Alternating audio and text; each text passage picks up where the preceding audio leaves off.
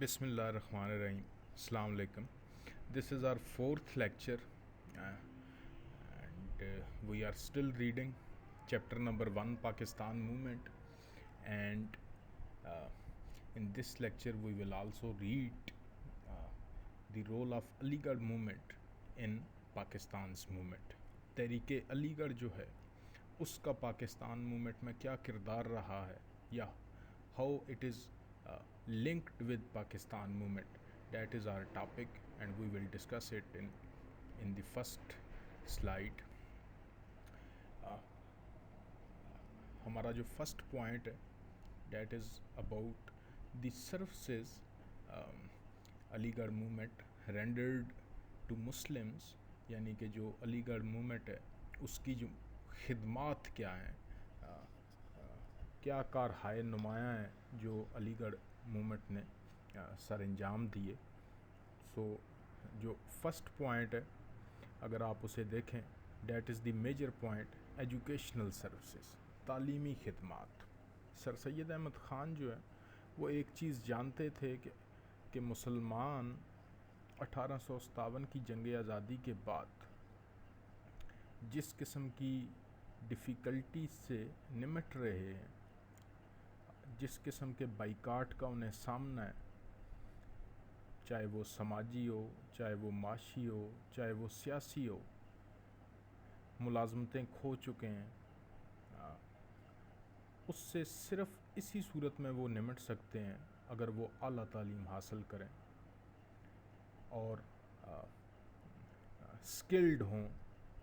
That's why جو علی گڑھ movement ہے اس کی جو میجر ایریا آف فوکس ہے وہ تعلیمی خدمات کے اوپر ہے، اور تعلیمی خدمات سے ہی علی گڑھ موومنٹ نے سٹارٹ لیا.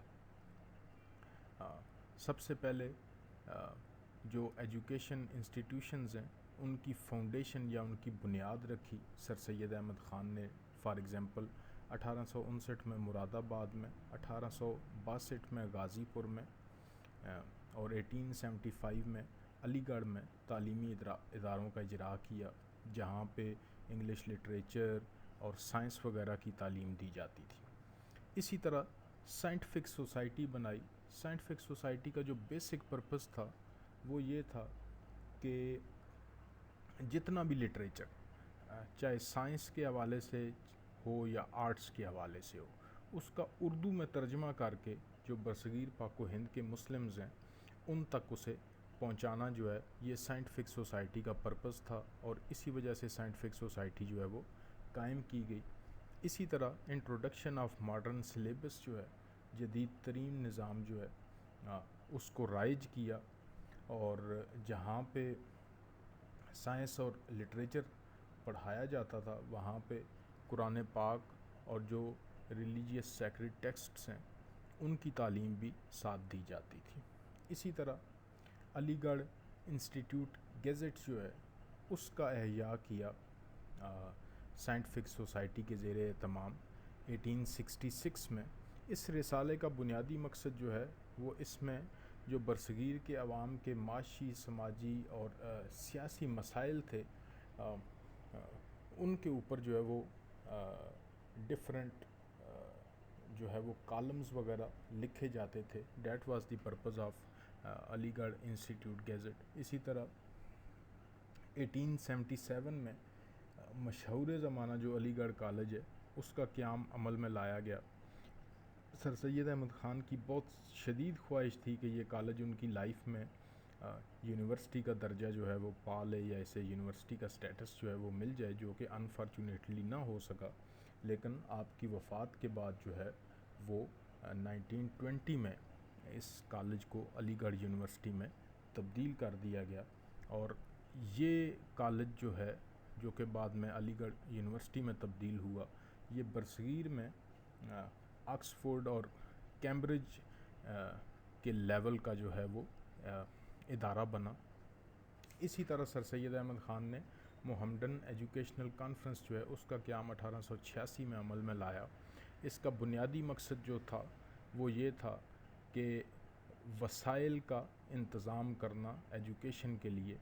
سو اس نے محمدن لنڈن ایجوکیشنل کانفرنس جو ہے اس نے ریسورسز جنریٹ کرنے میں بہت زیادہ ہیلپ کری جو تعلیمی خدمات تھیں علی گڑھ کی ان میں. اور میں آپ کو یہ بتاتا چلوں کہ آل انڈیا مسلم لیگ کا جو قیام ہے وہ اسی کانفرنس کا جو 1906 میں ڈھاکہ کا اجلاس تھا اسی میں مسلم لیگ کا قیام بھی جو ہے وہ عمل میں لایا گیا. Coming to the next slide. اس سلائیڈ میں ہم جو لٹریری اور اسکالرلی سروسز ہیں یعنی کہ ادبی و علمی خدمات ہیں سر سید احمد خان کی ان کو بہت بریفلی ڈسکس کریں گے. سر سید احمد خان جو ہیں وہ ان کی جو اسکالرلی جو سروسز ہیں ان سے نظر انداز بالکل نہیں کر سکتے ہم. بے شمار انہوں نے بکس جو ہیں وہ پبلش کیں جن میں سے چند ایک جو ہیں وہ میں یہاں پہ نام لے دیتا ہوں ان کا. Khutbat Ahmadiya is one of them, Tabyin Alkalam is one of them, Tafsir Quran مجید جو ہے وہ آپ نے لکھی, اسی طرح رسالہ اسباب بغاوت ہند جو ہے وہ لکھا, اسی طرح تاریخ سرکشی بجنور جو ہے وہ لکھی, اور اثار الصنادید وغیرہ.